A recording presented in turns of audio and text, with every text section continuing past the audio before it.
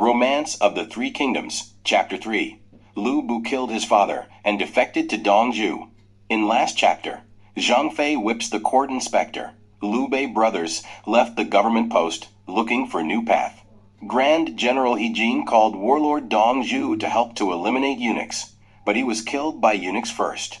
But his decision bring catastrophe upon the empire, plunging the land into even greater chaos.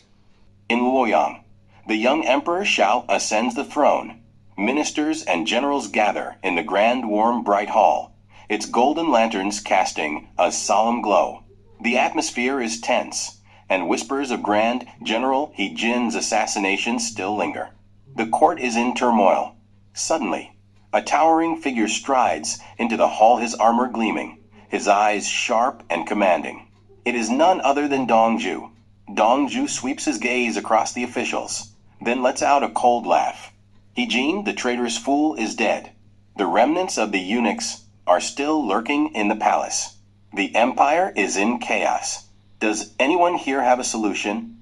The Grand Commandant steps forward and bows. The priority should be to pacify the people and restore order to the government. Dongzhou snorts disdainfully. Pacify the people? Nonsense.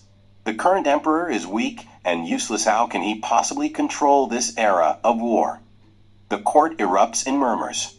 Ministers exchange nervous glances, sensing the impending storm. Dongzhou stands, his expression cold and menacing.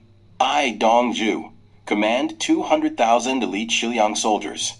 If the empire is to be saved, we need a wise ruler. Without a capable emperor, how can the nation find peace? The officials gasp in horror. Dongzhou plans to depose Emperor Shao and install a new ruler. Just then, an elderly general slams his hand on the table, his white beard trembling with rage. Dongzhou, you dare defy heaven and plot against the emperor. This man is none other than Ding Yuan. Ding Yuan is a seasoned warrior, feared and respected.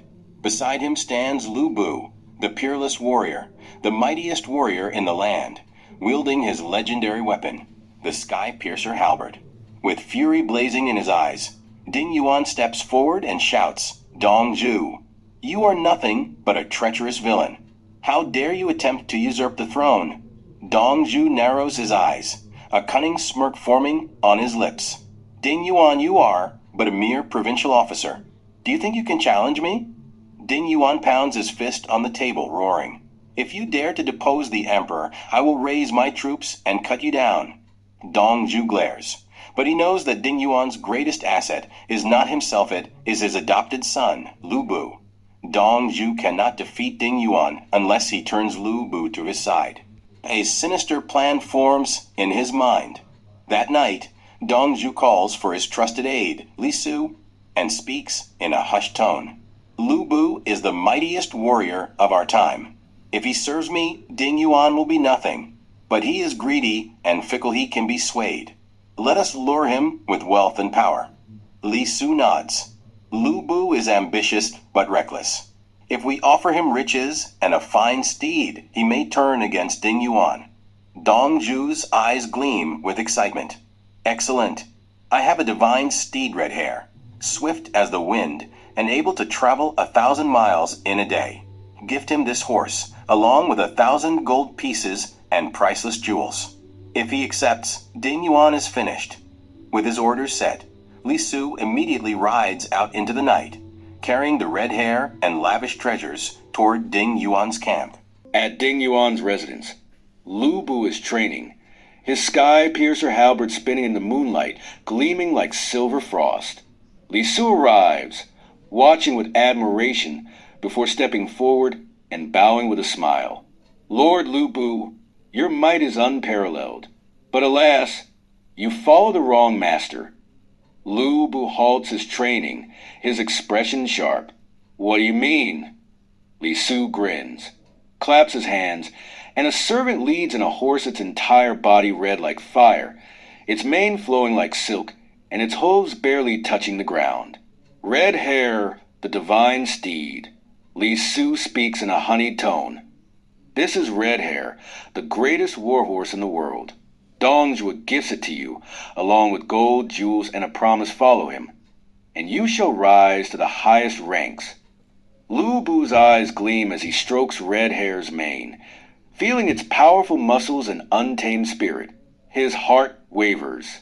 Li Su leans in and whispers, Ding Yuan is but a minor official. He cannot make you great.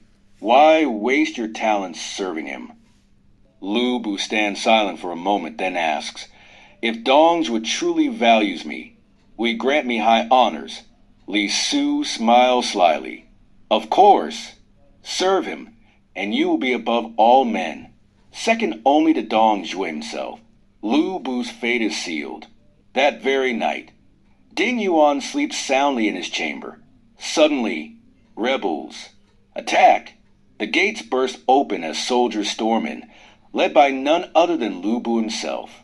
Ding Yuan rushes outside, only to see his beloved son, clad in full armor, wielding the sky-piercer halberd.